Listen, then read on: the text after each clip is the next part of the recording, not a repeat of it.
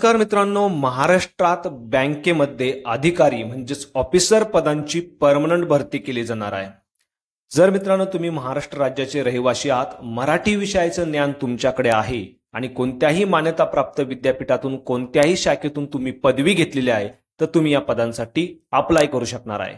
85,920 इतक्या स्केलनुसार तुम्हाला या ठिकाणी पगार देखील दिला जाणार आहे, ज्यासाठी तुम्हाला 28 फेब्रुवारी 2025 पर्यंत ऍप्लिकेशन करणं आवश्यक असणार आहे। बाकी कोण अप्लाय करू शकतं, कसं अप्लाय करायचं, संपूर्ण माहिती व्हिडिओमध्ये आपण सविस्तरपणे पाहणार आहोत। यासाठी व्हिडिओला शेवटपर्यंत नक्की बघा। चॅनलवरती पहिल्यांदाच आला असाल तर चॅनलला सबस्क्राइब करा, बेल आयकॉनला प्रेस करा, कारण असेच महत्त्वपूर्ण व्हिडिओ मी नेहमी आपल्यासाठी घेऊन येत असतो। चला तर सुरू करू आजचा हा व्हिडिओ। नमस्कार मित्रांनो, महाराष्ट्रात पंजाब आणि सिंध बँकेमार्फत अधिकारी पदांची परमनंट भरती केली जाणार आहे। मात्र यासाठी मराठी विषयाचं ज्ञान तुम्हाला असणं आवश्यक असणार आहे। इच्छुक आणि पात्र उमेदवारांकडून 7 फेब्रुवारी 2025 पासून 28 फेब्रुवारी 2025 पर्यंत ऑनलाईन पद्धतीने अर्ज देखील मागवले जात आहे। मित्रांनो, 110 पदांची ही वॅकन्सीज असणार आहे। यामध्ये तुम्ही बघू शकता महाराष्ट्रातून 30 पदं जी आहे ती भरली जात आहे। अधिकारी पद असणार आहे, परमनंट वॅकन्सी आहे, तुम्ही अप्लाय करू शकता। आता वॅकन्सीचं डिस्ट्रीब्युशन कॅटेगरी वाईज तुम्हाला देखील या ठिकाणी बघायला मिळणार आहे। मात्र मराठी विषयाचं ज्ञान तुमच्याकडे असणं आवश्यक असणार आहे।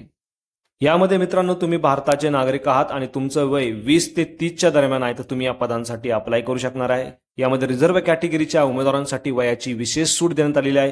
SC ST साठी 5 वर्ष, OBC साठी 3 वर्ष, तर फिजिकली डिसएबल लोकांसाठी 10 वर्ष अनुक्रमे या ठिकाणी वयाची विशेष सूट देण्यात आलेली आहे। या व्यतिरिक्त एक्स सर्व्हिसमन, रायवट 1984 चे अफेक्टेड पर्सन यांच्यासाठी देखील 5-5 वर्ष वयाची विशेष तरतूद या ठिकाणी करण्यात आलेली आहे। एज्युकेशन क्वालिफिकेशन मध्ये तुम्ही बघू शकता भारतातल्या कोणत्याही मान्यताप्राप्त विद्यापीठातून कोणत्याही शाखेतून तुम्ही पदवी घेतलेली आहे, तुम्ही या पदांसाठी अप्लाय करू शकणार आहे। ग्रेड 1च्या ही पदं असणार आहे। अधिकारी पदांची ही परमनंट भरती असणार आहे। मात्र यासाठी 18 महिने तुमच्याकडे बँकिंग क्षेत्राचा अनुभव असणं आवश्यक असणार आहे। आता मित्रांनो, या पदासाठी पगार मात्र तुम्हाला जबरदस्त दिला जाणार आहे। 48,480 ते 85,920 या स्केलनुसार तुम्हाला हा पगार असणार आहे।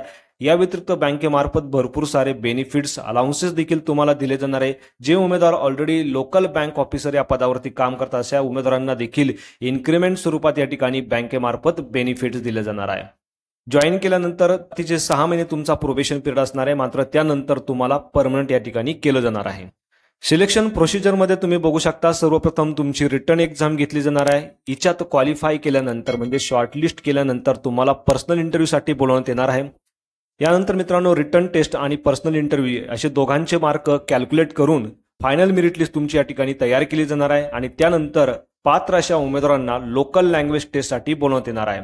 मित्रांनो, लोकल लँग्वेज टेस्ट म्हणजे जर तुम्ही महाराष्ट्राचे रहिवासी आहात आणि मराठी जी विषय आहे त्याचं तुम्हाला नॉलेज आहे, तर तुम्हाला ही जी लोकल लँग्वेज टेस्ट ही देण्याची आवश्यकता नसणार आहे। मात्र मराठी विषयाचं ज्ञान असल्यास संदर्भाचं प्रूफ तुम्हाला सबमिट करणं आवश्यक असणार आहे। म्हणजे तुमचे 10वी किंवा 12वीला तुमचा मराठी विषय होता, या संदर्भाचं प्रमाणपत्र तुम्हाला डॉक्युमेंट व्हेरिफिकेशनच्या वेळेस सबमिट करणं आवश्यक असणार आहे आणि त्यानंतर फायनल तुमचं सिलेक्शन या ठिकाणी केलं जाणार आहे।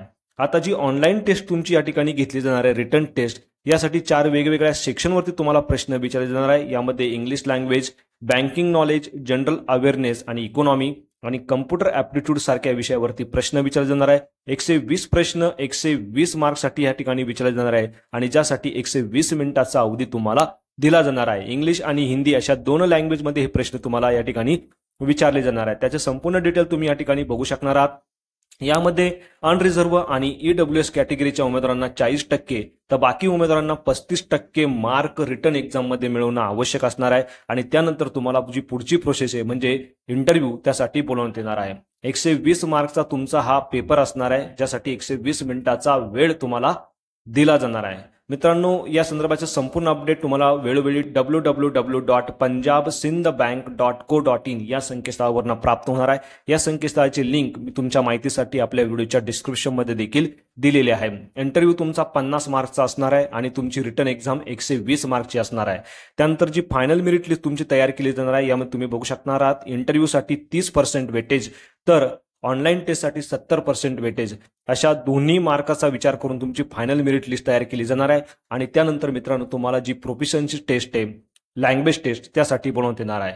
यामध्ये मित्रांनो मराठी विषयाचं ज्ञान जर तुमच्याकडे असेल, तुम्हाला ही टेस्ट देण्याची आवश्यकता नसणार आहे. मात्र या संदर्भाचं 10वी किंवा 12वीला तुमचा मराठी विषय होता, या संदर्भाचं प्रमाणपत्र डॉक्युमेंट व्हेरिफिकेशनच्या वेळेस सबमिट करणं आवश्यक असणार आहे.